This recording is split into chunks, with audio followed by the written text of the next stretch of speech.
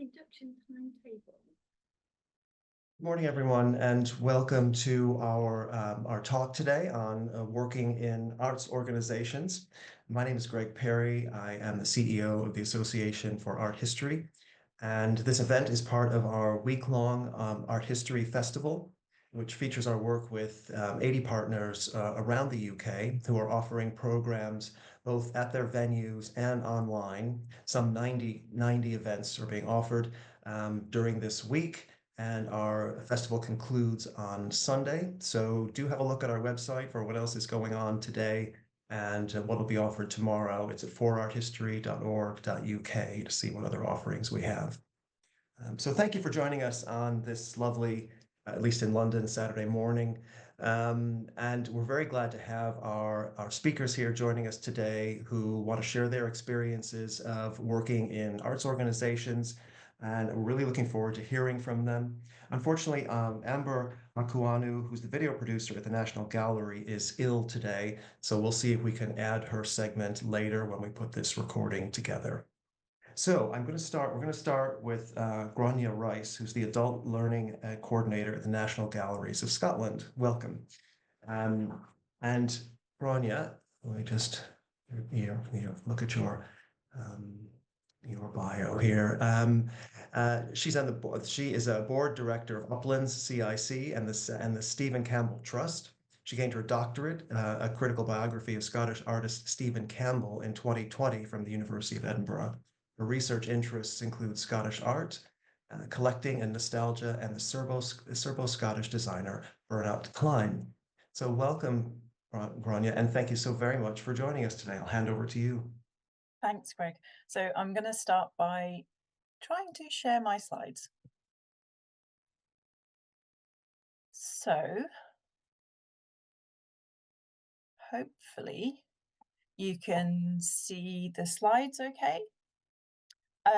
So yeah, my name is Gráinne Rice. I work at the National Galleries of Scotland. It's an Irish name, so it doesn't sound anything like it looks. I am the Adult Programme Coordinator, and I work in the Learning and Engagement team at the galleries. So the theme of today's presentations that we were given was working with gallery collections. So what I'm going to say, the next 10 minutes is going to be split into two parts. First of all, I'm going to say what my work currently involves, and then I'll follow up by talking a little bit about how I got into this career. So what does my job involve? So the National Galleries of Scotland is a large national art collection. It spans the period from the early Renaissance in Europe, the 1300s, through to contemporary art. We've got 5 buildings across 3 sites that are all in the heart of Edinburgh. So on the left-hand side, you can see the Portrait Gallery, where my office is based. Then in the top right, we've got the National Gallery with Edinburgh Castle in the background, which just goes to show you how central we are. And then bottom right, we've got 2 modern art galleries, which are just slightly out of the city centre, and they're set in grounds with outdoor sculptures.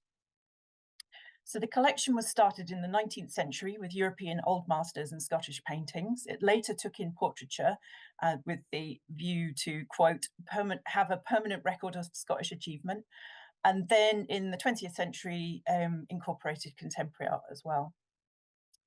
So as I said, I work in the learning engagement team, and I look after a public programme of talks and events for adults.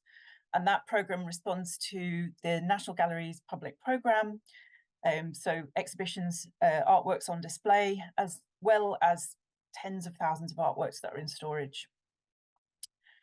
Our definition of an adult audience is fairly broad. It's basically anyone who's not covered by the other audience segments. So they're not a family, they're not a school group, they're not a community or an outreach group. Other colleagues who work in my team look after the other audience segments. It's a terrible word. I hate that word, segment, but that's just the phrases that we use. And that goes from pregnancy bumps and babies right through to people living with dementia. So it's a real kind of cradle to grave kind of idea that we have of our audiences.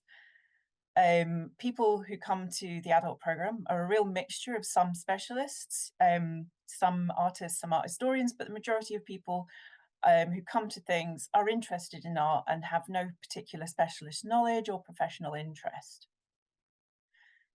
So some of the people who come will come to think kind of everything that we do, but some are also drawn by our speakers or our subject or our performer. They might have a special interest or community interest. So, for example, we recently had an exhibition, before and after coal, images and voices from Scotland's mining communities. It was a beautiful photography exhibition working with works by Milton Rogovan, an American photographer who documented mining communities in Scotland in 1982, and a contemporary photographer, Nicky Bird, who revisited those communities in the last couple of years. So for those events that we organised around that exhibition, we had lots of people coming from former mining communities. So it was a real kind of different approach for us and different audience. So our approach to what we organise and what we put on in terms of our talks is to engage in a way that is non-specialist, non-academic, to offer an introductory or an alternative way into the subjects that we are dealing with in our artworks and with our artists.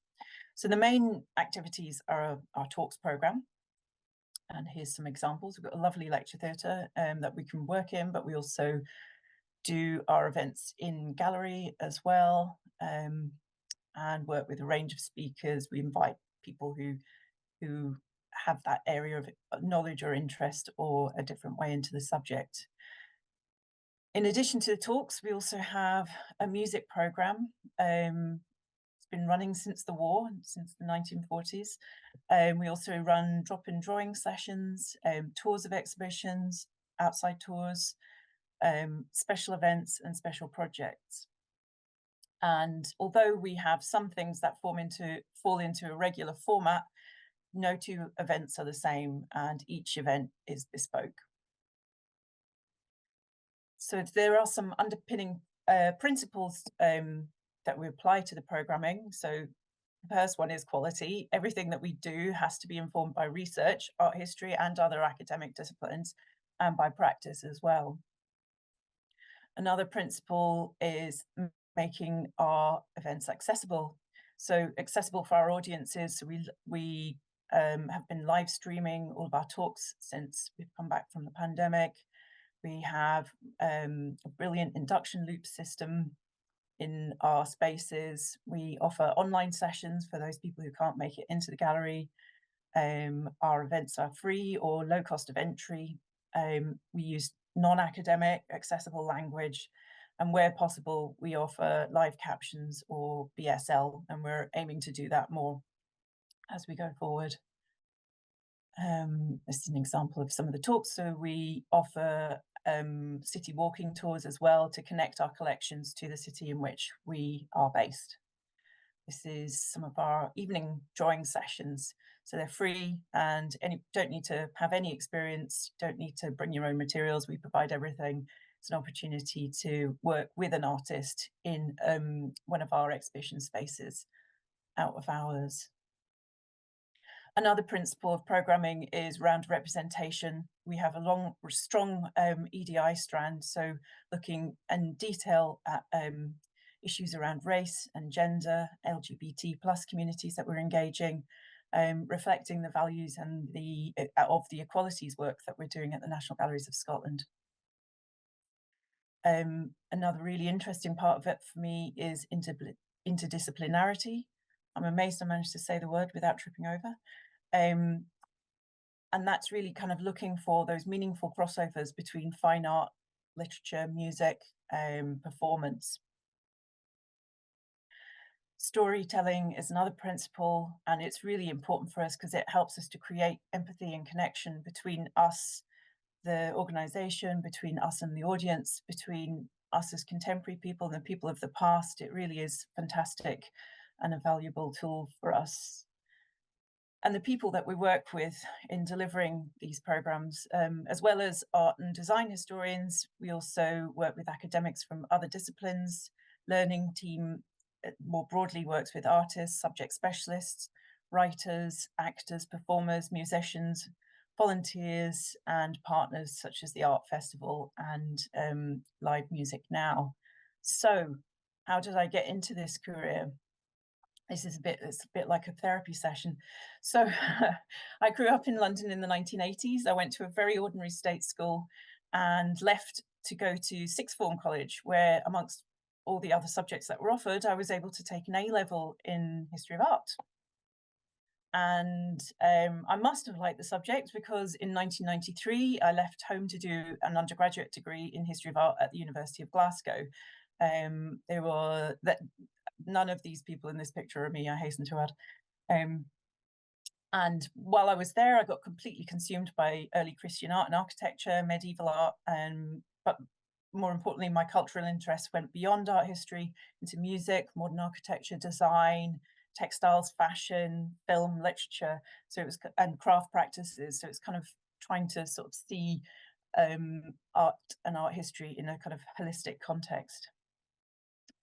But my path to working in galleries has not been straightforward at all. After university, I did the usual thing of working in bars and restaurants. I worked in a bookshop and I worked in a library.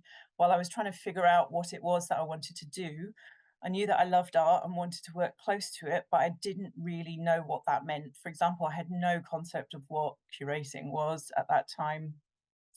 So I stayed in touch with the department that I studied in and my university peers, and did some volunteering for local museums and galleries, which helped me to understand some of the varied roles and jobs that are in museums.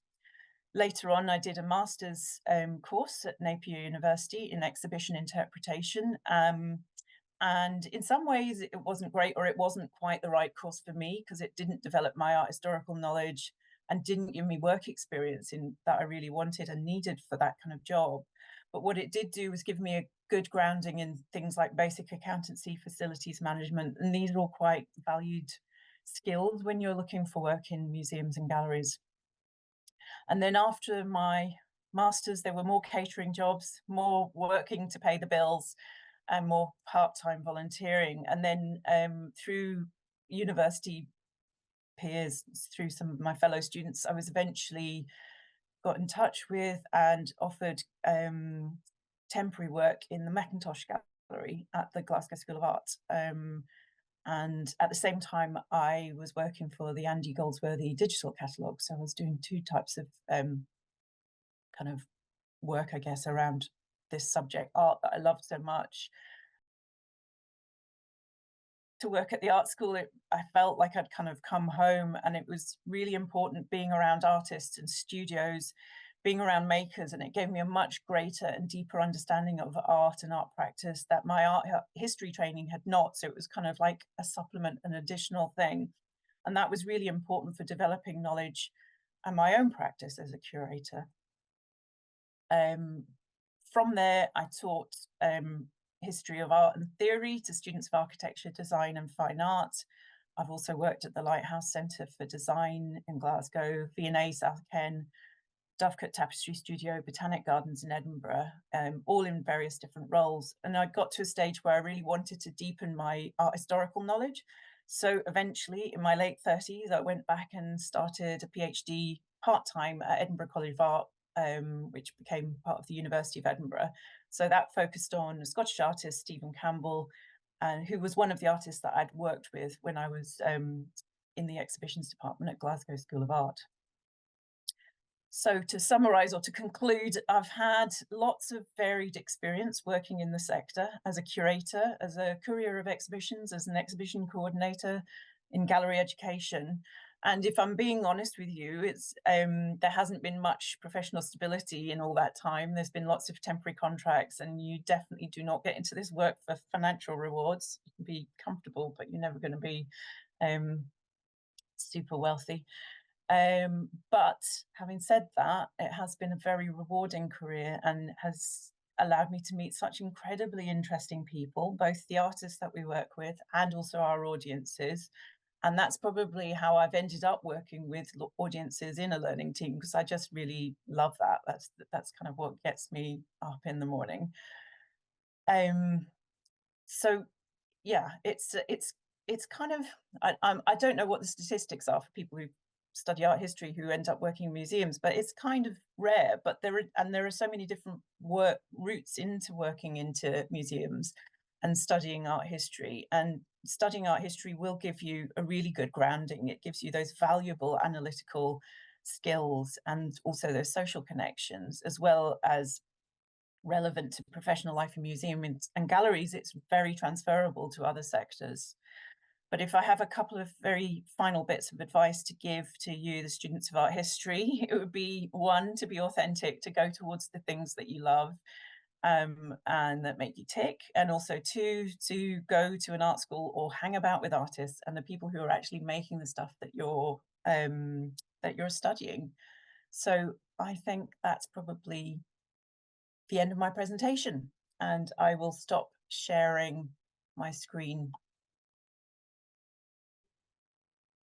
Thank you very much, Bronya. That was great and a good summary of what you do and how you got there. And I have a sense that we're going to hear some common themes going through these talks about how people got to where they are. So and I should remind people that we'll do Q&A at the end of all the presentations. So we'll have plenty of time for that. So do use the Q&A function.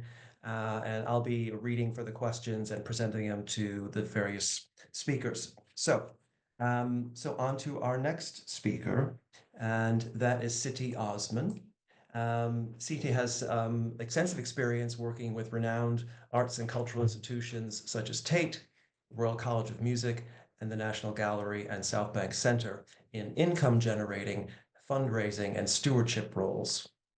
She stewarded the £25 million capital campaign at the Royal College of Music, delivering the philanthropic donor recognition project at the height of COVID lockdown. Siti read her master's degree in art and business at the Sotheby's Institute of Art, London, and we're very pleased that she's joined us today. So Siti, I'm going to hand over to you. Thank you very much, Greg. Thank you for the introduction. Good morning, everyone. I hope everyone is well, and thank you for joining us on this lovely Saturday morning, at least in Southwest London here. So I'm going to share a few slides with you as we get along. And if you don't mind, I will appreciate a bit of interaction in some of my slides. So I might encourage you to give a thumbs up or whatsoever. I hope that's not too much of an ask. So here we go. I'm going to share my slide if I could. Bear with me a quick second. Yes. Here we go. And I hope everyone can see that okay. So, oops. Right. Thank you, Greg, again. Thank you, Association for Art History, for inviting me to this talk and sharing my journey with you all. And I hope it will bring some light into your next steps. So, to recap, I'm Siti Osman. I'm the Philanthropy and Patrons Manager for the Yinka Shonibari Foundation. Yinka Shonibari is an artist. He's British Nigerian. He's based in London. I'm not sure how many of you are familiar with his work. Give us a thumbs up or some kind of emoji if you know Yinka's work. He's recently concluded. Oh, great. Thank you very much. He's recently concluded. Oh, great. Some hearts. Fantastic. He's concluded a solo show at the Serpentine on the 1st of September. That was the close of the exhibition. It's called Suspended States. And Yinka's work is a lot about the narrative of post-colonial movement and the what ifs, alternative scenarios.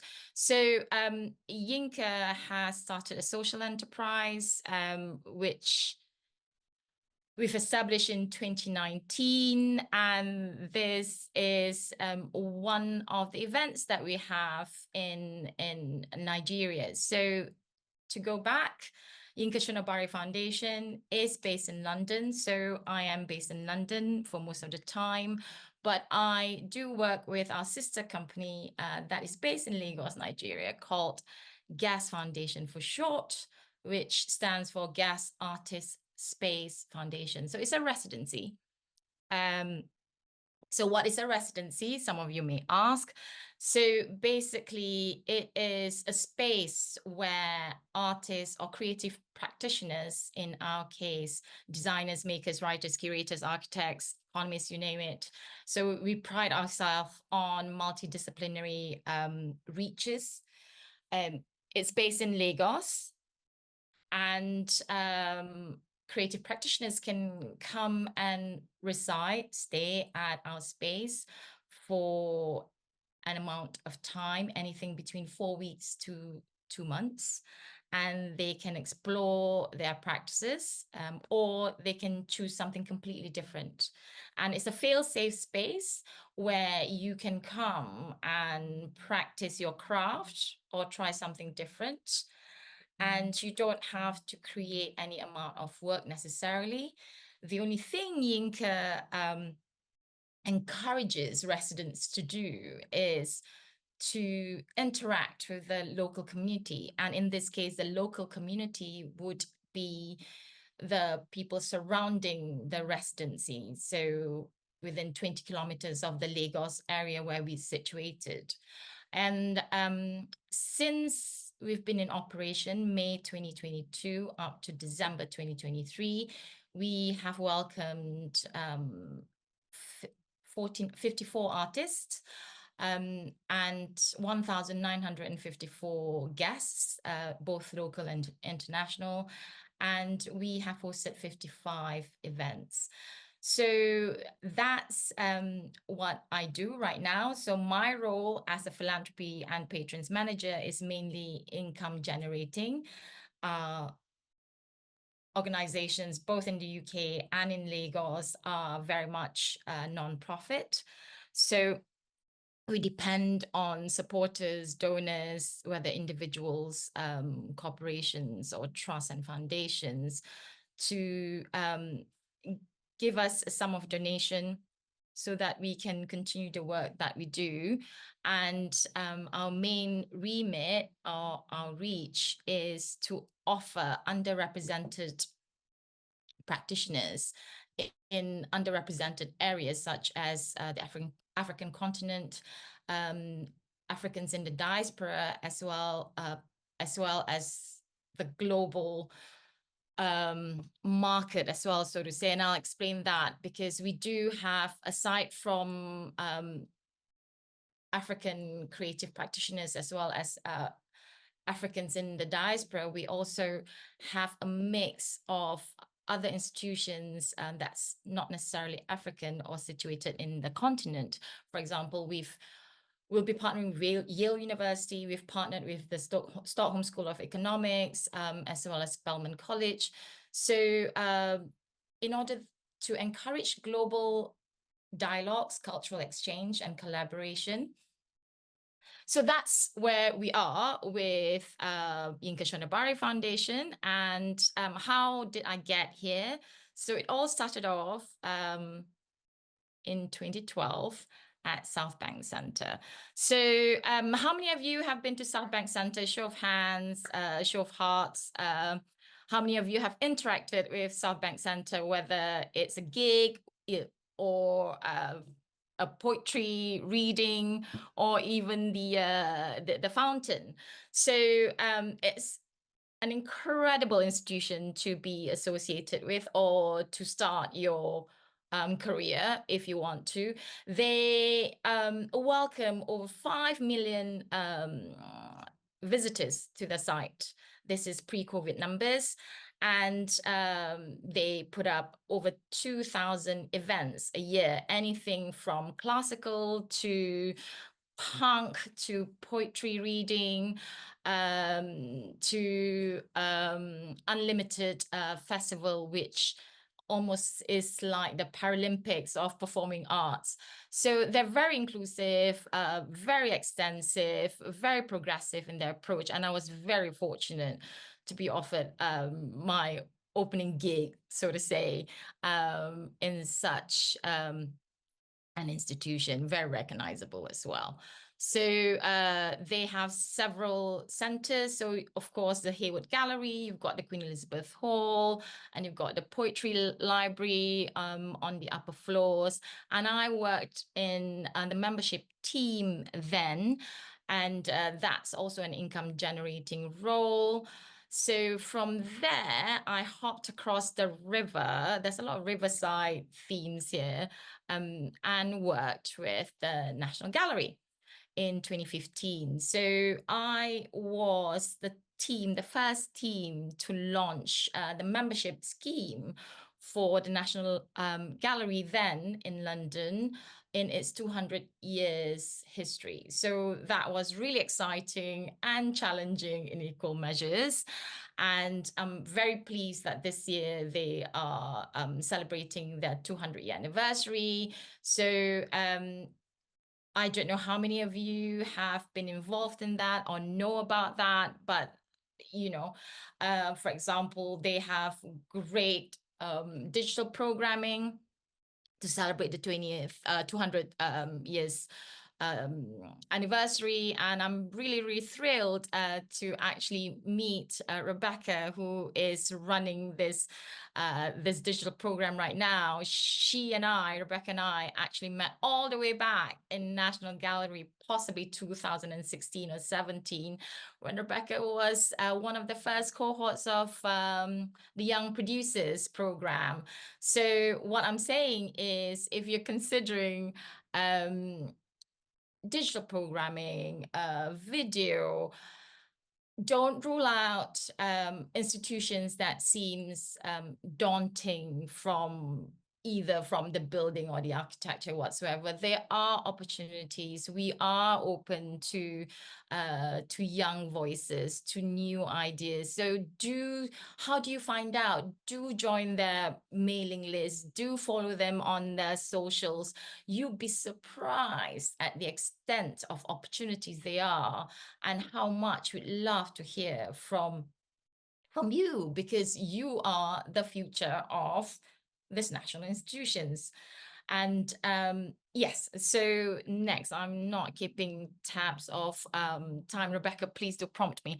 And my next art institution move was with the Royal College of Music.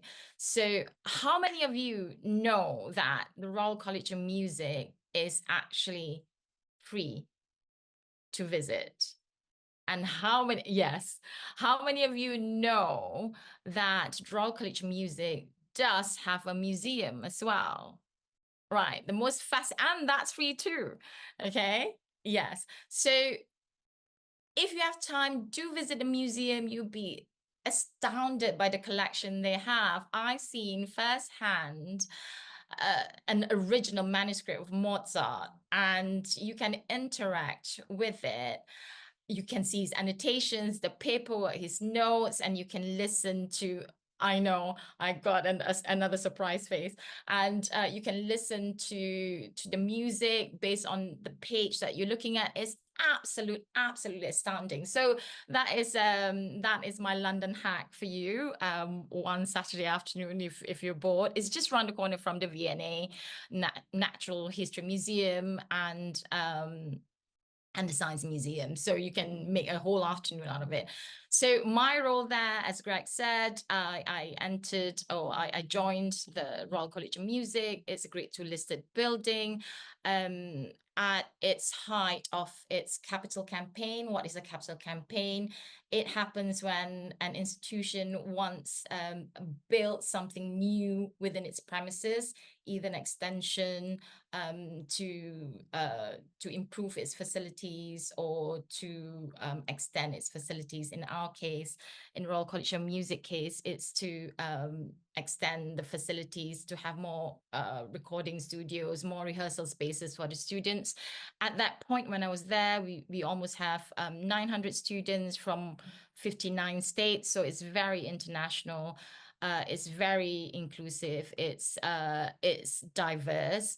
And again, my role there is income generating. I work with the development team, which is the fundraising team.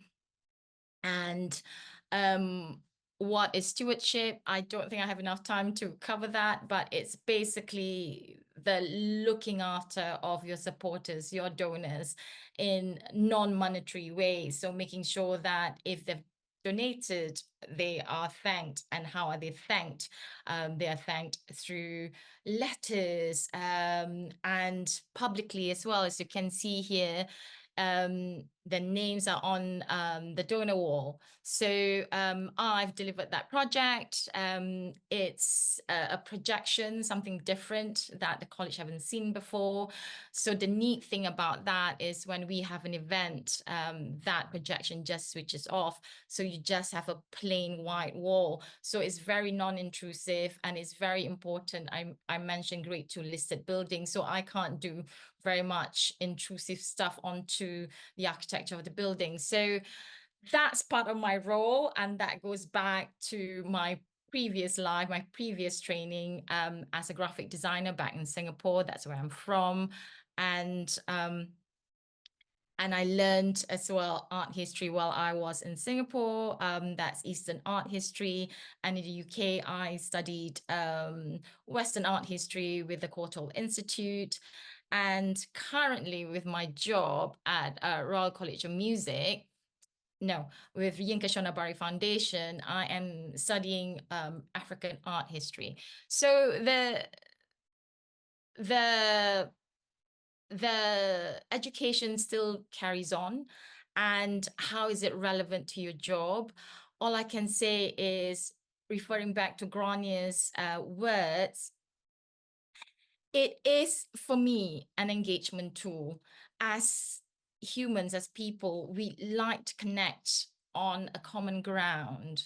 So if working in an art institution is something that you think you like, studying art history really, really helps you connect with another person who's also an art enthusiast, even if he's curious about art. Especially so with an art lover. So what is art history? It can span anything from cave art to post-World War art. It can come up to even right now NFTs, digital art. So it expands the entire lifetime of human history or human recording of history. So all I can say is, as Grania said, we work in the arts for the love of it, definitely not to become millionaires. And for me personally, the job satisfaction I have working with Yinka is massive, simply because aside from helping other practitioners in the creative industry, you're also helping other people in the community and the wider community, because our reach is global and our ambition is global. At the end of the day, it's about helping other people and trying to promote social equity. So with that, I'd like to end, and I hope that you will give us a follow. My details are on there, and the website is there.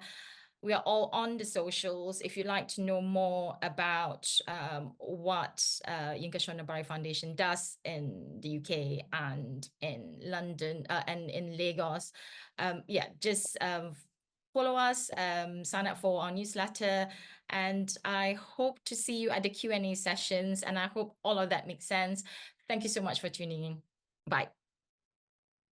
Thank you very much, CT, for taking us through that journey from membership to patrons manager, and at some of the really esteemed organizations in this country, and now working with a global organization. So we'll look forward to maybe hearing some questions about that when we get to the Q&A. So our next speaker is Claire Mead, and she's the engagement manager at the London Museum. And she works with communities across London to involve underrepresented audiences with the collections and programs. With a background in art history and curatorial studies, she specializes in community education around LGBTQI+ audiences and has been involved in consulting, co-curation, research, and delivering tours, talks, and performances with museums nationally and internationally. She's on the board of trustees of the Vagina Museum, and as a drag king, has recently founded the Museum Drag Network to explore the potential of drag and queer performance in engaging with queer histories within museums. So, Claire, thank you very much for joining us today, and let's all welcome her. And over to you. Thank you so much, Greg. I'm so happy to be here. Let me just put up my slide really quickly and hope that works. I did not necessarily intend to color coordinate with my slide, but here we go. So hi, everybody. Thank you so much for joining us. I'm really, really excited to talk about my job at the London Museum. I need to remind myself not to say Museum of London because we've had a recent rebrand.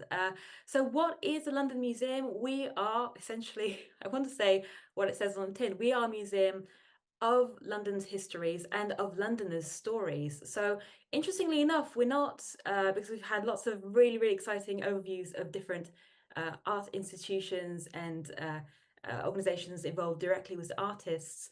The London Museum is a social history museum. So it means that we do actually have art, but we also have, quite a lot of precious objects in terms of material culture, but we also have objects of the everyday, objects that hold value because Londoners interacted with them, own them. They're not necessarily precious from a monetary point of view, but they hold values in the memories that are attached to them. And the London Museum is in quite an interesting position at the moment because, as you may have heard, we have actually closed our site that was open since the 70s at London Wall near Barbican.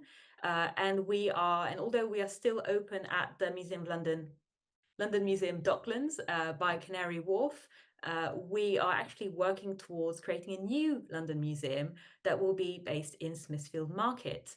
So a lot of the work that I have been doing as part of the engagement team with my colleagues has been actually working towards making that happen, and not just making that happen in collaboration with our amazing museum kind of staff across curatorial, across content, across all other departments, but actually actively working with communities to shape this new museum. Yes, actually working. So what is community engagement? That's why I'd give a little bit of a refresher. So for us at the London Museum, and that is something that has been embedded in the work of the Learning and Engagement Department for quite a few years now, is the practice of involving underrepresented audiences in our content, programs, and collections in quite a varied way. So it could be this long-term work in terms of what is included in our displays and how we may want to change that, but it also may be temporary exhibitions, it may be particular events that we put on as part of our programming. And a big part of that is actually not just about these short-term projects and these kind of representations on the surface level, but it's also having lots of different conversations with our local communities in order to build long-term community relationships and trust.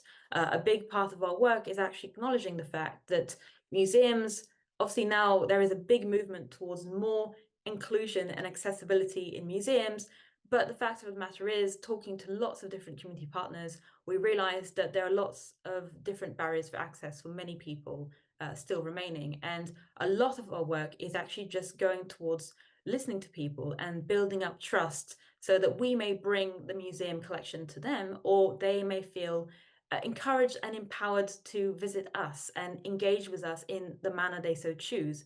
And all of that forms part of advocating for a more inclusive and accessible museum.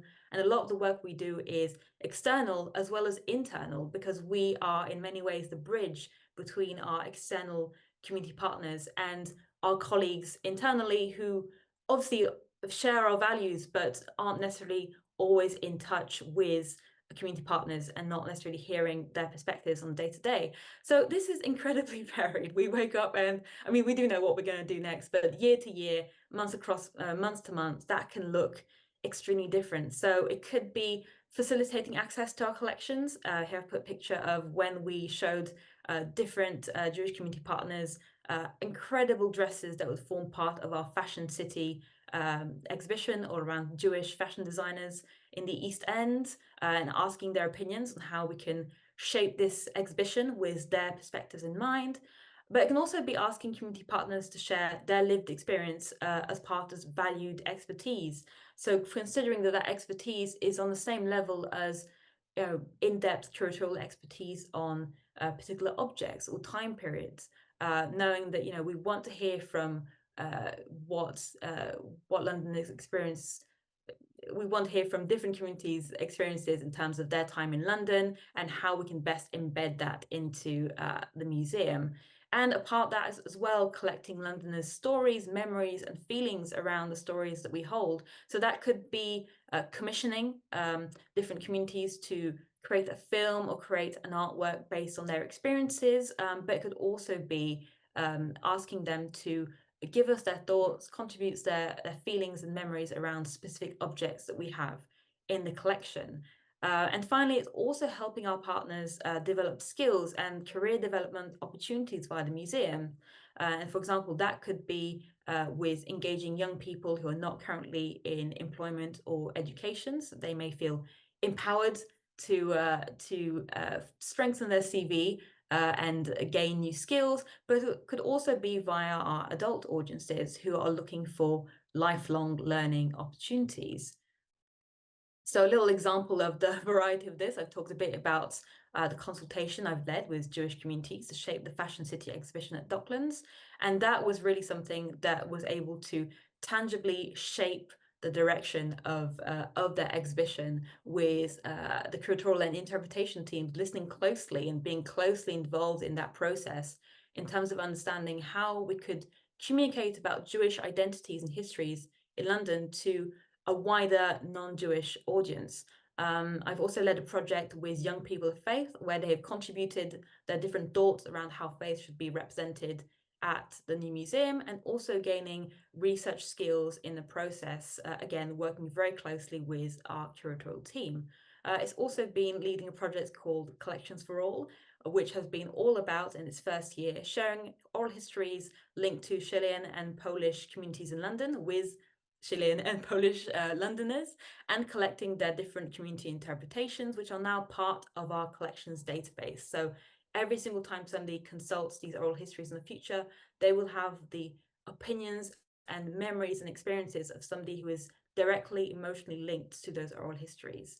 It's also Lunar New Year takeover that happens every year at Docklands with the Islington Chinese Association, where it's very much a co-production effort of them being able to come in and directly create different events, and yes, lion dance every year, which is very popular, where they can really take over the museum with their own communities and allow people to come who wouldn't necessarily have come otherwise. And finally, what you can see on the right with this, on this funky 70s tablecloth is the creation of a bespoke new museum consultation object handling pack, so that we can bring out different objects in outreach sessions outside the museum to ask different communities to engage with how it makes them feel, what they would want to see more of in the new museum, and how they would want to be best represented as part of that.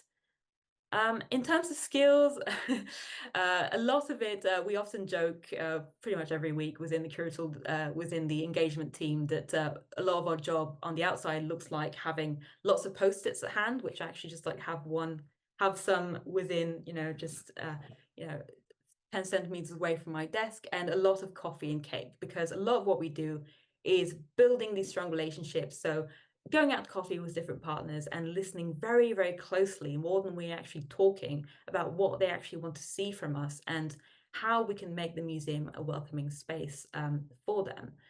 It's as part of that, knowing how to make collections and programs accessible to absolutely everyone. And really, that is how art history for me my background has really come in. It's as soon as you know how to appreciate an object, you really want to share it in an accessible way with as many different people as possible. So finding lots of different ways of making that possible, and being flexible in how you educate around that, in terms of how you make the collection accessible, but also in how you communicate with different partners and take into account their different needs with lots of care embedded in that.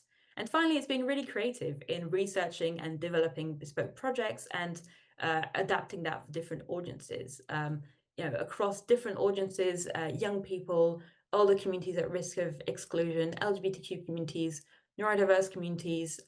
We always try and make sure that the programs are tailor-made and find ways of involving lots of different stakeholders from curators, communication team within the museum to artists and researchers outside the museum. So I'm aware of time, and obviously there'll be lots of chance for Q&A as well to ask more questions. But I wanted to really share my tips and tricks about how to get into community engagement, because in my opinion, a lot of what has been really powerful in kind of leading me to that journey has not just been gaining experience across programming and collections and curation in different museums and heritage sites. It's also been the cultural activism that I have been a part of. So I would say, my cause that I really want to champion in specifically in making the museum accessible to all is queering the museum, making sure that queer and trans perspectives are really visible within the museum. And as soon as you find that cause to champion as hyper-specific, you can bring that specific expertise and share it with your colleagues, but you can also learn how to make that happen from an intersectional perspective and take into account different global majority perspectives in terms of disability and in terms of dementia-friendly programs. I would say volunteer at your local charity and community centre. A lot of the expertise we have within the engagement team comes from a position of social care and social work, not just museums. And so that is a very valuable skill to have. And basically a lot of our work is understanding how we can support charities and community centres who are already in touch and working with different communities.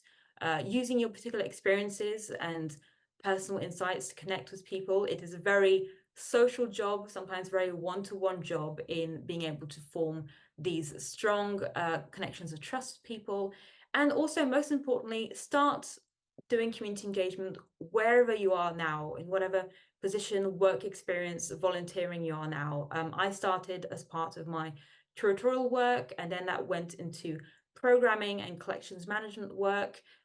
Community engagement, you can do it as part of a team, but it actually exists everywhere in terms of visitor experience, marketing, exhibitions, and even finance. There's always ways of listening to different community stakeholders and making our work more inclusive and welcoming in the process.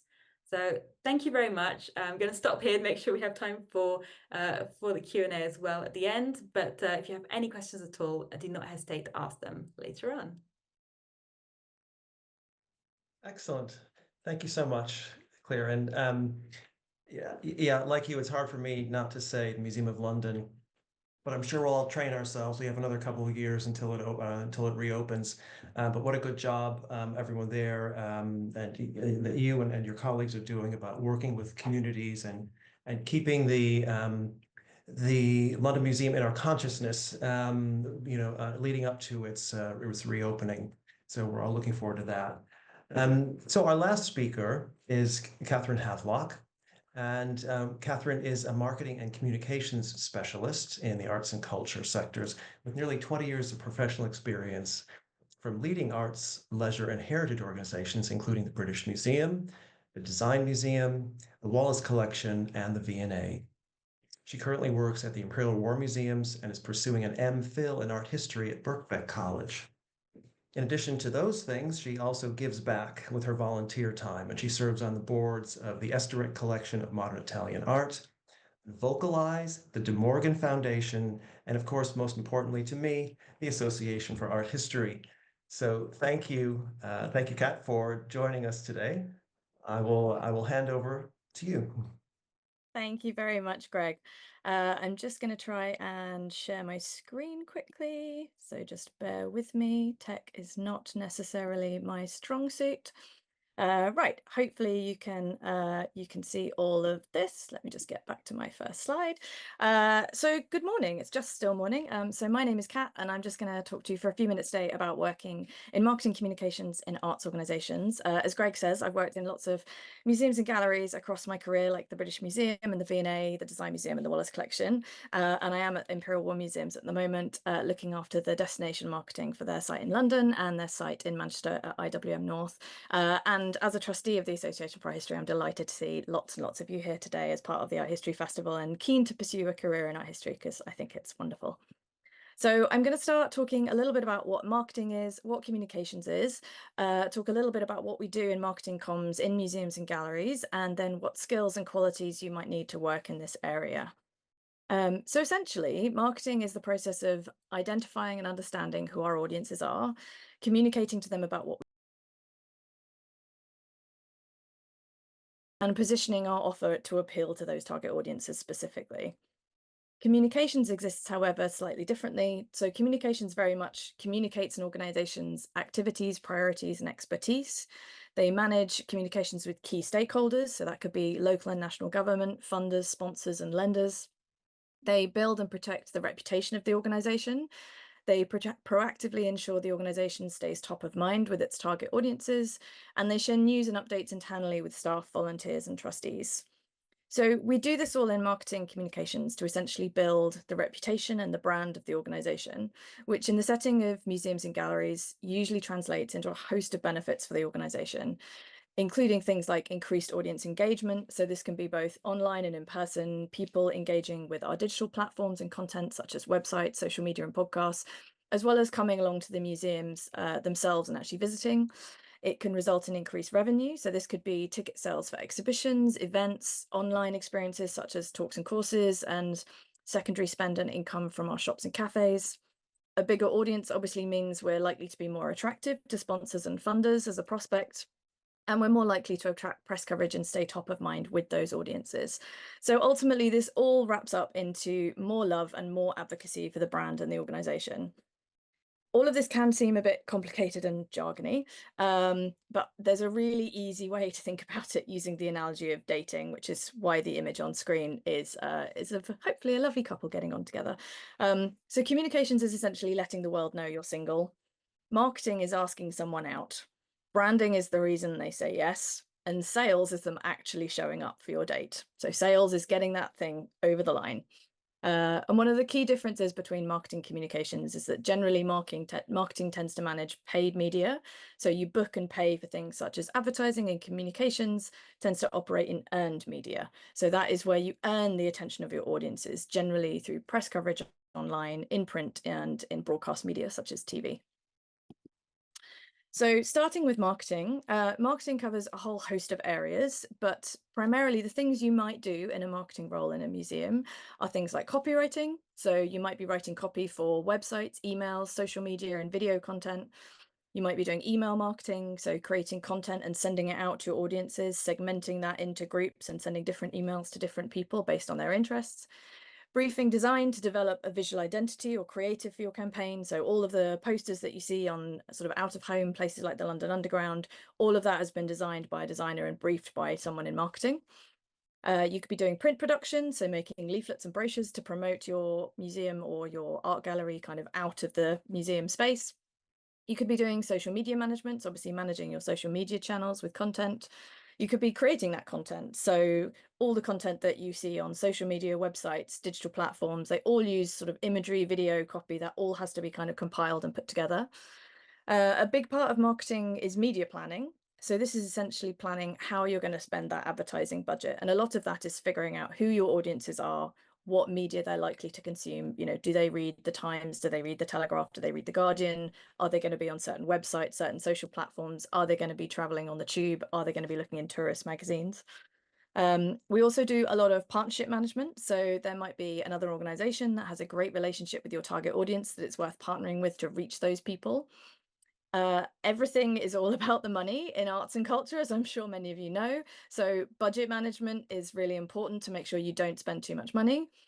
You'll quite often be managing agencies. So you might work with a media agency or a digital agency, and you need to manage that relationship with them, be clear on what you need them to do for you and the timescales in which you need it done. And then generally relationship management. So looking after all of those sponsors, partners, your funders, all of those agencies, all of those designers that you might be working with. So there's a lot of kind of interaction with people in marketing. And then moving on to communications. So when we think of communications, we firstly think about it in two areas. So there's internal and external communications. Internal communications is all about communicating with your staff, your team, and your internal stakeholders, such as your trustees, and making sure they know and feel informed about what's happening in the organization. They feel engaged with it and they feel part of it. They feel that you're taking them on that journey with them. External communications is all about communicating externally, so with journalists and the media primarily, but also with other important stakeholders such as local and national government, and this is generally called public affairs. So in a communications role, some of your tasks might be things like developing and delivering your press and media strategy. So for a particular exhibition, who are you going to talk to who might want to cover that story? It might be managing an external press agency who are briefing journalists on your behalf. It could well be that an agency has better contacts in a particular specialist area of press that you don't. So actually you ask an agency to help you on that. It could be writing press releases and compiling media packs, which would have your release and your imagery and your bios of curators, for example, and sending that out to people. It could be clearing the copyright of the images that you want to send out to journalists for stories with the copyright owners. You could be pitching stories to editors. This could be done, a month in advance or a year in advance. Sometimes these things take an awful lot of planning, and sometimes actually they can be done quite quickly, particularly for online coverage. You could be overseeing the distribution and recording of the coverage achieved. So if you've had a load of press coverage and you want to share that, then you could be sharing that with all of your kind of internal and some key external stakeholders to show how successful the project has been. You could also be organising PR events, so things like interviews, photo calls, a media briefing. So if you're announcing your exhibition programme, for example, for the year ahead, you might want to be booking your curators or specialists to come and talk about their particular area of what project they're working on for the next year. That could be sending invitations to media events to the journalists and photographers that you want to come along. You could even be organising an op-ed or opinion piece opportunity to build the profile of the senior leader in your organisation and make sure that they're really sort of enhancing their own personal reputation. You could also be working with influencers to generate content about your organisation or exhibition. So as we know, there's thousands of influencers out there, and there are a lot of very specialist ones. So it could be that you're trying to build a relationship with ones that are particularly specialist in museums and galleries and that kind of content. You should ideally be balancing the budget to ensure you don't overspend.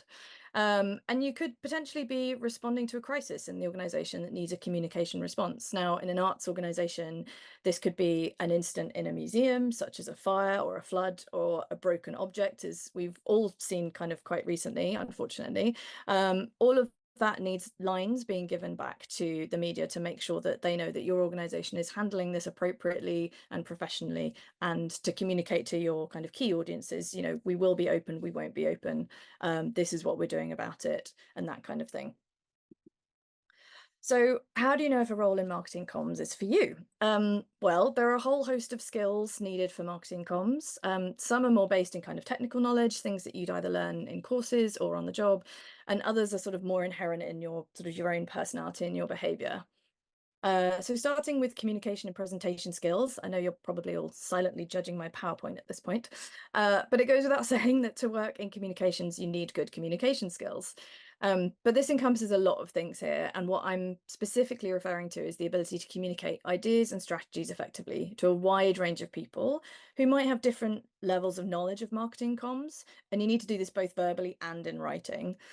Good communication skills are very much about thinking about what level and amount of information the audience needs and getting that information across in a way that's accessible and informative. You also need to be a really good active listener and understand what's being communicated back to you, as well as thinking about your own outward communication style. So teamwork, as my other esteemed speakers have mentioned, the ability to work with different people and departments is crucial. So in comms, we work with a lot of other departments such as Vista Experience, development and fundraising, curatorial, exhibitions. The list goes on, but in my experience, marketing communications touches on every area of the business. So you need to work with everyone from operations to venue hire. You need to be able to communicate really well, but also to influence, to persuade people to your way of thinking, and collaborate very much in order to achieve against your personal and departmental objectives and bring in those audiences. Attention to detail is also key. If you make a mistake in marketing communications, one of the difficulties is that a lot of people are likely going to see it. If it's a spelling mistake in a press release or the wrong date going out in a social media post, you will not only have the entire internet ready to tell you exactly how wrong you are, but also potentially damage your own professional reputation and the reputation of the organization. So the ability to pay close attention to detail, to fact check and be accurate in your communication seems simple, but it's a key skill, as when it goes wrong, it can go very, very wrong. I speak from experience here. I once published a social media post for the V&A about a beautiful bejeweled crown, which I'd incorrectly termed the Queen's Cornet instead of the Queen's Coronet. It was just one letter different, but it was a world away. And needless to say, our followers were very quick to tell me just how wrong I was. And I quickly had to update the post and thank people for their help in spotting our mistake. So research skills. In a marketing comms role, you very much need to be able to understand the market, your audiences, your competitors, your industry, and the product you're promoting. So the ability to research these effectively and know your data sources is really important. You might also need some technical skills. So depending on the organizational structure, the marketing team could very well include the teams responsible for keeping the website up to date, creating content, and managing the social media presence of the organization. If this is an area of interest for you, then some level of technical knowledge is really helpful. So this could be things like knowledge of content management platforms like WordPress and Drupal for managing websites, knowledge of platforms like Google Analytics to measure the performance of that website. And there's loads of free tools on Google that will teach you how to get into Google Analytics. Knowledge of social media platforms themselves and social media management software like Hootsuite or Sprout Social. Understanding different content types. So content can be long form, short form, it can be evergreen, it can be formed of imagery, video, animation, motion graphics, it can be particularly topical. So just having an understanding of the different social media content types and using your time on social to actually kind of look into things like that can be really helpful. If you're particularly interested in a video production role, then some video production or image editing skills are going to be really useful for creating some social media content. And, you know, it really depends on what area you're most interested in. But if it's a digital role that you're keen to pursue, then looking to expand your skills in this area is a great plan. Interpersonal skills. So this is building relationships with stakeholders and interacting and working well with a wide range of people, from the security team all the way up to the museums and director and trustees. So essentially, to work in comms, you kind of need to be a people person. Literacy skills are really important because copywriting is a key part of marketing communications. You need to be able to write engaging content for a wide range of audiences, be it for a website, a piece of print, for social media, a presentation to your exhibition sponsors on your campaigns. It could be a press release, but you really need to be able to write well. So if you enjoy writing, marketing comms could be for you. Data analysis is also really key. So kind of related to research skills, it's really helpful to be able to understand and interpret data and create meaningful insights, which either inform your campaign in the planning stage or help you evaluate your campaign after it's happened and create learnings that you can drive forward into future campaigns. Organizational and planning skills are really important when you manage a campaign. You're likely to have lots of different strands of activity happening at any one time with competing deadlines, and keeping organized is really vital to make sure you deliver everything and you're able to prioritize tasks in order of importance. One of the things about working in marketing comms is that technically there's always more you can do. There's perhaps another partnership you could set up. There's more social media content you could create, or another journalist you could contact to cover your news story. So it's really important to be able to manage your workload, manage several things at once, and actually know when to stop, because a lot of us just keep going. So creativity. Sometimes you might have a very limited budget. You might have a difficult concept to communicate and make appealing to your target audiences. You might have a difficult audience to reach. So being able to think creatively and find innovative ways to manage campaigns is crucial, as well as being able to come up with original ideas that stand out and capture your audience's attention is really important. Financial management, the boring side of the job, unless you're like me and you love spreadsheets. So this is kind of the ability to manage and balance a budget, to not overspend and control your costs. Arts organizations generally don't have spare money lying around to cover if you can't make your Excel spreadsheet add up. So really kind of getting into the numbers side of things is actually quite important. And curiosity. I add this one in there because I think people who work in marketing communications are generally really curious. We ask questions, we think about what will work, why it might work, why audiences book on the day and why they book in advance. How can we get more of them to book in advance? Why things have gone particularly well and particularly badly. We love asking questions and trying to understand what's happened and why it's happened. And I think that's a key skill for anyone working in marketing. And sort of similarly, empathy. You need to be able to put yourself in the mindset of your target audience and think from their perspective. It really helps you understand kind of what will appeal to them and how they're going to respond to your campaign. And inevitably, problem solving. So naturally, from time to time, things will go wrong. Perhaps your artwork isn't delivered to the media owner in time by your designer and you miss a deadline. Perhaps you have unexpected costs you haven't accounted for, or perhaps the person who needs final sign-off on your artwork is unexpectedly away and you have to go to print. Any number of things could happen at any given day, and this might threaten to derail your campaign. And you need to be good at finding solutions to problems quickly so that things run as smoothly as possible. And finally, design and visual literacy. So this is a good understanding of design principles across things like layouts, color, imagery, and typography, which can help you make informed decisions or offer feedback to the design team. So when you're creating those marketing visual identities with your designers, you can actually speak in their language and you can communicate together. So that sounds like a lot, but trust me when I say that working in marketing comms and arts organizations is generally really rewarding and fulfilling. I personally absolutely love it. I first entered this field 20 years ago because I knew I wanted to work in museums, and I knew that I didn't want to be a curator, primarily because I wanted to be able to go to museums on a Saturday and not have it feel like work. But I didn't know what other fields were out there. So I ended up in marketing comms by accident, but it was a very happy accident.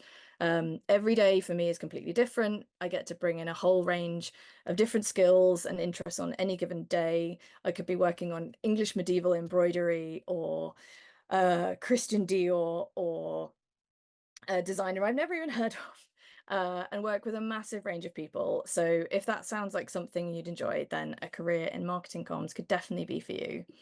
And that's me. Thank you very much for listening. My contact details are here if anyone would like to get in touch after the presentation. If you have a burning question that you couldn't think of in time, by all means do reach out to me, because being in comms, I'm very much a people person. Great. Thank you so much, Kat. And thank you for that very clear delineation between marketing and communications, which I think a lot of us don't know. They often conflate them, even to this extent that there's a term, marcoms, is all sort of conflated. So it's great to say, here's what marketing is, here's what communications is, and that was very, very clear and helpful. So we've got a good amount of time for questions. I see that some have already been posed and answered, but I'll pose a few of them live. So if our speakers want to join us again. I will say just before we start that this year is the 50th anniversary of the Association for Art History. And to celebrate it, we've done a campaign that's called Art History Now, which really the point is to really raise the profile of our subject, let people know about art history and how people value it and what the benefits are. So there are two components to the campaign. You may have seen this. It's on our website. It's under Art History Now at forarthistory.org.uk. We have over 90 people who are sort of high-profile people in the arts and outside of the arts who have given in quotes about what art history means to them and to society. And in addition to that, we will have 50 videos of people who've studied art history and gone on to careers both within and outside of the art field, talking about how their art history degree helped them, even when they're working, again, outside of the field. So we have 30 up now at present, and very soon we'll have another 10 up. And then by November, we'll have the full 50 up, and that'll be on our website and on YouTube and on TikTok. So do have a look for those. If you're interested in careers in art history, as I'm sure you are, if you're on this webinar, do have a look at those.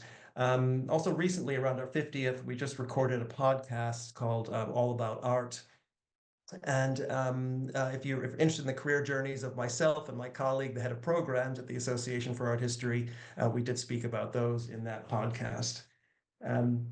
So with that, I will just I'll open up because we have some questions here, and first one might be for Kat. It says, "I'm an art writer, and I'm interested in how galleries connect with art writers."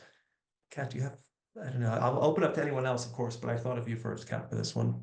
Yeah, of course. I mean, it depends whether you're freelance or you write for a publication or an organization.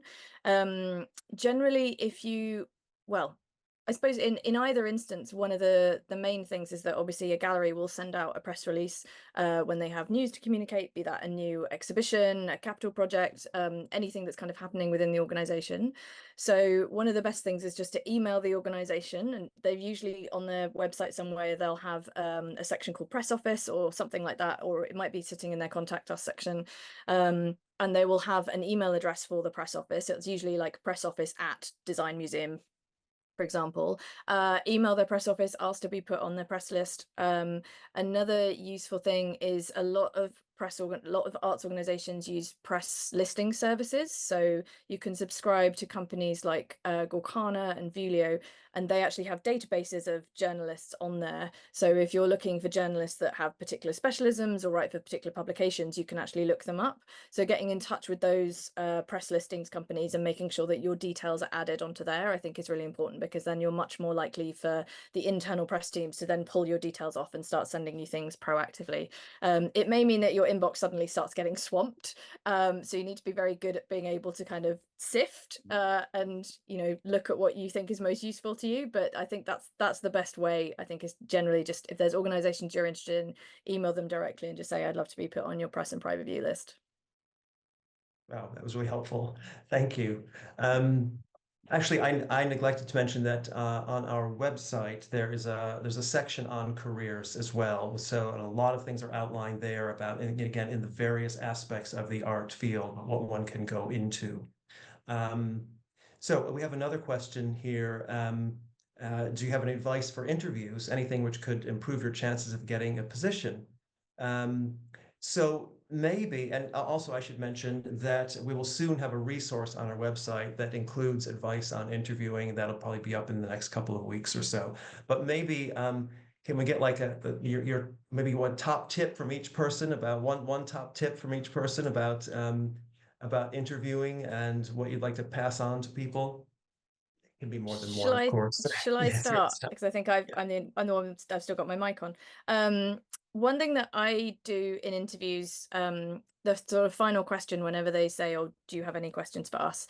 is I always ask if there's anything about my experience or my answers today that's given them concern that I might not be the right fit for the role, or that my experience isn't appropriate, or anything that they feel they're looking for that I haven't had the opportunity yet to speak about.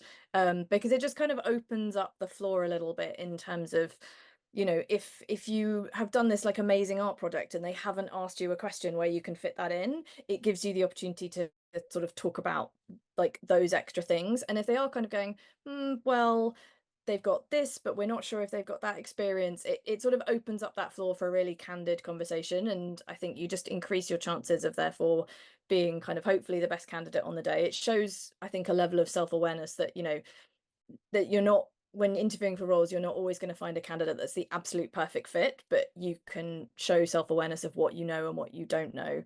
And hopefully that might just get you over the line. Great. So taking advantage of that time when at the end of the interview, they all ask, do you have any questions, and making the best use of that. Thank you. And Claire, can I ask you to weigh in on this? Yeah, I was trying to think about the best thing to ask. I would say that the roles in which I have been successful are always with that sense of not necessarily saying I'm going to just say that I love and appreciate them so much and I love what they're doing. Of course, they know that because I'm applying for the role. But what I found really important is actually being very honest with them about what I feel I can tangibly change, a process that I'm not really, change about how they're conducting a specific part of their work, and how I can specifically do that with the expertise I have at my disposal. And also being aware of the fact that and having interviewed on my end in my previous role quite a few people, and sometimes gone with people that had more kind of tangible examples to provide above people who maybe had the right, in brackets, qualifications, is you know, where you don't need to necessarily have the museum experience. You need to have very tangible examples with numbers and impacts, you know, tangible impacts of what you've done in different roles and how that's made a difference. I'd rather hear about a really, really detailed thing of that thing you did with a community group as part of volunteering, or that you implemented in your cafe job, rather than a very, very vague description of some work you've done with a museum, if I don't have a sense that you're going to be really, really hands-on with the role. So yeah, that'll be my two top tips. Yeah, you know, concrete examples, very key. Thanks so much, Claire. And Grania, can I ask you to? I'd also scribble down, give detailed examples. So yeah, so from the point of view of interviewing for roles and the candidates that we get, it's always really exciting to hear about what people have done with that experience and how they can kind of connect it meaningfully to the work that they're applying to do. So yeah, very much echoing what Claire's just said, but yeah, go into detail and like yeah, the sort of more broad brushstroke general stuff, that's your introduction, and then the meat of the interviews in the detail, I think. Great, thank you so much. And CT? Yes, I think just a quick one from me. Basically, just remember just to calm your nerves, and going back to Claire's analogy of dating, an interview is a two-way street. So remember to have your own set of questions, because the job description can only say so much about the job. It doesn't capture the team, it doesn't capture the organization, it doesn't capture the culture. If those soft elements are very important to you, then make sure that you have that in your list of Q&A, so that, and ask questions about the organization, what they like to do as a team, and how they bond is really important, because you're going to spend at least a third of your life there. So you have to make it pleasurable for yourself as well as for your growth. So that's my tips. Great, thanks. We've got several questions which are asking people about how you made that transition from, you know, doing your studies to going into the workforce in your various careers.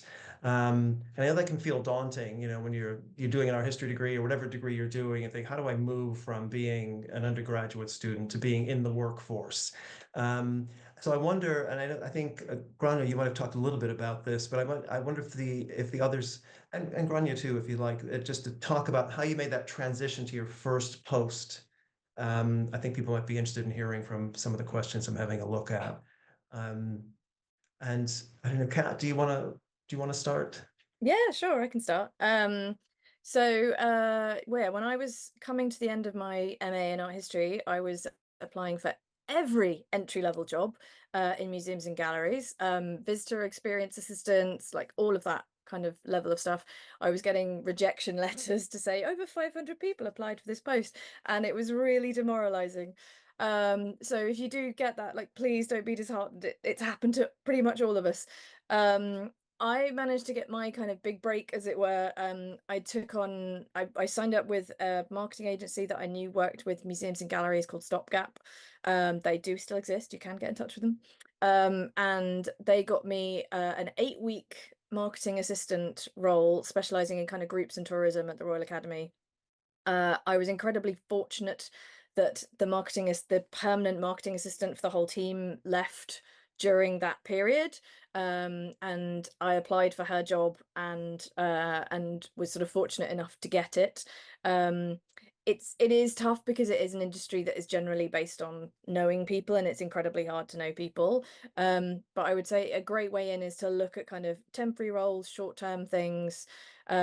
You know, I'd done some volunteering at the Courtauld Institute, which is how I was able to get that first gig at the Royal Academy. But, you know, I was an unpaid intern paying all my own travel and expenses, and that doesn't exist anymore because it's grossly unfair and privileges people who can afford to do that.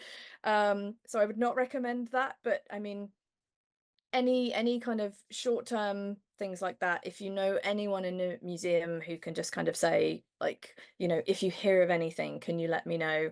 You know, quite a lot of these things, like if there's a job that's quite short term being advertised, they might only advertise it for a really short time, like a week or something. So I would say just keep on top of the jobs page, like bookmark all the jobs pages of the museums and galleries that you want to work with, and literally make it like a Monday morning thing that you just go through and check every single one and just see if there's anything for you. You need a lot of persistence. You need quite a thick skin, in my experience, you know, because I've had a lot of rejection in my life from jobs that I thought I was perfect for. Yeah, I think persistence is kind of the only thing I can say, really. Thanks, Kat. Claire, would you like to? Yeah, about this? definitely. Yeah, take heart. Persistence is key. Don't get discouraged. It's not you. It's the, you know, the sector that, you know, in terms of jobs, you've really got to keep at it. I will say, from my perspective, in terms of that transition from studies to a job, freelancing was really my lifeline. At some point, I was, you know, especially during my BA and my MA, but also after my MA for quite a few years, I was doing freelancing as a translator while trying to make it in the museum sector. And a lot of what I did was actually blogging. So talking about different exhibitions I'd been to, having this constant output, doing different talks, and trying to kind of start having these small collaborations with museums that could then turn to something bigger. Like the best example of that is when I did a talk around queer art history with Middlesbrough Institute of Modern Art. And so many people came to that talk that the museum had never seen before, that we eventually decided, why don't we actually do a whole exhibition around queering the collections in collaboration with different communities? And that was my first exhibition. And then that led to that finally along the line ended up leading to my first full-time role within the cultural. You know, definitely be flexible, and always, you know, in terms of research, sharing your knowledge accessibly, communication, things like blogging, but also things like social media. We talked a bit about influencing. You know, I also do things on YouTube and podcasting that helped during the pandemic, when my job in programming was, you know, not very useful, and my job, you know, was eventually made redundant after furlough. That was a way for me to continue having that activity and output, even though, you know, I was still looking actively for jobs. So definitely be really, really flexible in your approach, and those different skills can definitely come from a lot of places when you're making these first applications.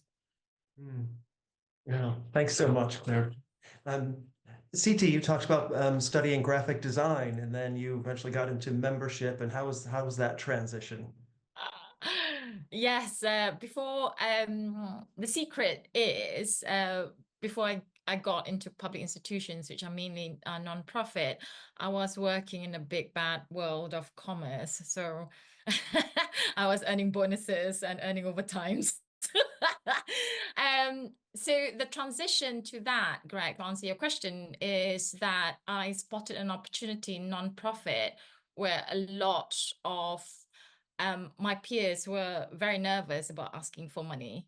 But the thing is, you know, that's a conundrum working in non-profit, as my peers on the panel would agree, is that we have a remit to deliver, which is either making the national collection available to all, accessible for free, but somehow or other that needs to be sustained. So because I worked in galleries before, I've sold works of art before, so income generation was just a simple pivot from sales to income generation for me. So it makes sense for me to fill that void with the skills that I had from the commercial world, for a bigger good, for a bigger benefit, for the greater good, at the risk of sounding cheesy, but yeah. Yeah, so you had some of those skill sets in your business career, you know, that you could move over to the not-for-profit sector. Yes, Right, indeed. yeah. And everything, I just want to show the audiences everything that you learned, however divergent it seems, towards your destination will always come to the fore at some point. They will not be lost. They will not be wasted. Believe you me, it will be useful at some point. You don't know when, but it will come useful. That's such good advice. You know, some of our roots, and I know Grania will speak in a minute, but you know, I think a lot of people in the arts have these circuitous routes to where they got to. And you know, all those experiences that you're accumulating, even if you're working in customer service, you know, somewhere, I mean, those all come in handy. So yeah, it's nothing quote unquote wasted. That's all goes into making you someone who's, you know, more valuable, a team member in an organization. So Grania, can I ask you to, I know you talked really well about networking and there's other sorts of jobs that one does, but you know, how's that first transition over? How did that work? It was tough, like it was hard, and I'm talking about giving my age away here. It was before there was much the internet existed. However, there was no social media. People didn't do blogs and things like that. So it was kind of knocking on doors and actually going to speak to people, and actually where that's possible. And I know that's not always possible in every context. That's a really good way of making just a very human connection with places. Small organizations, they can be stretched quite thin and they can really appreciate the support of a volunteer. Larger organizations have more formalized kind of volunteering programs, but it's the way to you know, making those kind of human connections with individuals in organizations. And yeah, and to reiterate, the jobs that you do on the way there. So for example, I was working in a bookshop, then I went to work in a library. These ended up being quite useful in lots of ways. I mean, you get to, you know, just in my personal example, you got to work with catalogs, databases, things that are actually really valuable experience working in a museum. Inevitably, if you go and interview for a museum job and they ask you about which cataloging software that you've got experience of using, quite often it's different. Each museum has a different one. So to be able to talk in a more general way about what databases, things like that, that was really helpful. Great, thanks. We've got limited time left, but someone does ask about postgraduate studies, and does that help to get into the art or to the museum sector? And I imagine that might depend on the kind of job you're looking at in the sector, but what do you think about that? Whether it's necessary to get a to do postgraduate work if you want to work in the arts? Claire, can I start with you? Yeah, it was a pleasure because I did an MA in curating the art museum, which is quite funny to me because I didn't end up working in an art museum, at least not for the time being. I've worked at the video game museum on design program and now at a social history museum. And I would say you get from these postgraduate programs what you put into it, not so much in terms of the theory and the actual studies, but really in terms of the work experience. I really, you know, derived a lot of essential kind of experience from working on an exhibition at the Courtauld Gallery as part of that MA, as well as doing work placement at Royal Museums Greenwich. But I definitely feel as though, thankfully, there is a push now for museums to be a lot more inclusive of not necessarily needing a postgrad to get into museums. And I would say that the really powerful thing there is equivalent experience, is being able to get experience in whatever way you can in museums, but also in places that will provide you transferable skills. So, and I think it was definitely very useful to me after having spent a year and a half, 2 years after my BA, trying out different things in the art market and galleries, at auction house, and then finally in the press department of a museum, before then figuring out, okay, I want to focus a bit more on museums specifically. I wouldn't necessarily recommend going straight from a BA to an MA unless you're crystal clear in what you want to do, because that work experience will really help you understand how to best utilize your MA to get a future job. Great. And Claire, you mentioned that you know, the curating aspect of your job, because there's a related question, which is about is it best to take art history alone or with another subject like curating or another humanities subject? Oh, that's really interesting. And I feel again, it kind of really depends on what you want to focus on. I feel as though art history gave me enough personally for me to then link that to my other interests. So for example, outside of my work at the museum, I also do a lot of work around inclusive histories of arms and armor, which isn't necessarily what we would consider to be visual art history, but does form part of material culture. I would say it's good to study carefully, the type of things that your degree, BA degree in art history would encompass. What kind of museums does the BA collaborate with, and understand if you would need something a bit extra to supplement this. In my experience, again, it was doing just a lot of extracurricular work, working for a comics magazine, working on exhibitions, working on different events outside my degree while doing it, that allowed me to understand a bit more what I wanted to do. So again, sorry, it's a bit of a cop-out say it depends, but it really does. Yeah, that's helpful. Thanks. And Kat, I know you have more than one postgraduate degree, but is that more from passion, or do you suggest that somebody do those postgraduate degrees if they want to get into the area you work in? Yes, I mean, I have 3 MAs, which is very much passion. None of them are in marketing.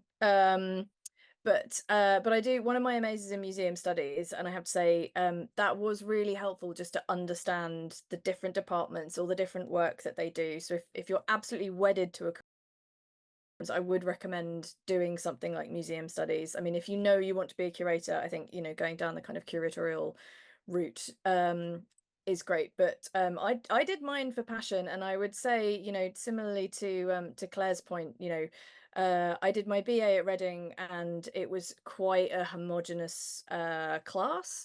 But actually going and doing an MA in London at UCL, there were loads of overseas students, and it's just a completely different learning environment, to be at that kind of like slightly sort of higher academic level, but also to bring in all the different perspectives from a wide range of international students. So I found that incredibly useful. I mean, I went on to do Chartered Institute of Marketing diplomas in marketing once I was in the field, to then get that kind of professional grounding in marketing and comms. But I'd say the MA in museum studies kind of really actually helped me go, I really like that area. I don't think that one is necessarily for me. So I think, once you've chosen your sort of area that you want to go into, you can always do a qualification later, and there's loads of options for part-time study and, things outside of work. And a lot of employers are really supportive of that continuing professional development now. So yeah, I'd say if you're desperate to work in a museum, look at a museum studies MA. But try out different jobs. I mean, in my field, we end up taking a lot of people from visitor experience teams, so people who've been working in front of house roles, dealing with the public, dealing with someone walking up to the information desk and going, I want to find this coin. You're like, right, okay, we will help with that, like any given query on any given day, because that's actually what like running the phone in a press office is like. Someone could phone you up and just ask any weird and wonderful question. So actually, if you want to get into marketing comms, doing a front of house role first is actually a really good way in, because you can demonstrate that you've got that kind of customer service ethic, that you don't get flummoxed by a sort of weird and wonderful question coming out of left field, and that you can do that kind of interaction with people. So that would be kind of my advice, both for the study side and then how to get into marketing comms generally. Yeah, great. And when you're talking about degrees that you didn't necessarily, you think, well, I do want to do this, or you're finding out what you want to do. And I think, when you're first coming out of your studies, it's equally valuable to find out what you don't want to do and trying things out. If you have the, again, under the category of there's no wasted experience, just finding out, well, actually, this isn't for me. And it kind of moves you ultimately to the direction that feels most comfortable. Yeah. So, Grania, do you want to talk about this? Yeah, sure. I think, Catherine, you just made a really good point there around the kind of progression that people can make within organizations. Again, it will depend on the scale of the organization that you're in, but visitor experience front of house is quite an interesting way in and foot through the door. There are apprenticeships out there, but I'm not too familiar with them either. I suppose in terms of my own experience of further study after undergraduate. My master's was very much an attempt to kind of get into this field of work, to gain the experience that I needed and wanted for working in the museum sector. And then after several years, many years, in fact, I started a PhD part-time, and that was very much kind of going back into kind of academic study and thinking about kind of deepening that knowledge and experience. I guess, postgraduate, I don't think it is a necessity, but I do think it will take your learning and your research skills and all of those skills that you acquire through academic study to the next level, which can be really valuable in our sector. A lot of it is kind of analysis and thinking and problem solving. So all of these things are really kind of helpful, but bottom line is it's going to be down to experience as well. Mm-hmm. Yeah, great, thanks. And CT, did you want to let us know your thoughts about this? Yeah, I think I'll round out what everyone has said. It's not necessary, and what Claire has said as well. Step out there, venture out, volunteer, do part-time work to see how that will inform your postgraduate study if you still think you want to do it. I did it, and I did it Claire's way as well. And I have to agree, your postgraduate is what you make it out to be, because I have friends who's done postgraduate and don't feel as if it served the purposes or the intentions that they set out to do or get or achieve. But it did for me. I did my postgraduate in art and business with Sotheby's Institute, and I did the business bit because I went in as a mature student. I wanted something a bit more practical rather than having an end product of a catalog. There's nothing wrong with that. But because I've had commercial practice and experience before, I know I need to be relevant. And I got out of it what I wanted. So I'm pleased with that. But that doesn't mean that there was no slog after academic and to the job that you want. So yeah, so good questions. Interrogate what you want from it. Be realistic. Go out there, live it, and then study it if you think that you need fortification. Excellent, well said. So it's really up to me to thank you all, Claire, Gráinne, CT, and Kat, for joining us and sharing your experience, giving back to people who are younger in their careers or looking to maybe change careers. It's really helpful. I wish I'd had this when I was younger. It's so much help. It's so great to have this. Thank you for sharing your experience and for giving back to the field in the way you have. And thank you all for joining us. I should mention, because there's a couple of questions about other careers in the arts fields. Do have a look at our website where a lot of careers are listed. We'll also have recordings similar to this on careers in the auction house and museum and gallery sector. So do have a look. We'll be doing these every quarter, so we'll have 4 a year. We'll be doing this regularly, so we'll build up a real resource for people to consult when they're thinking about careers in the arts. So thank you all. Thanks for joining us. Enjoy the rest of your weekends.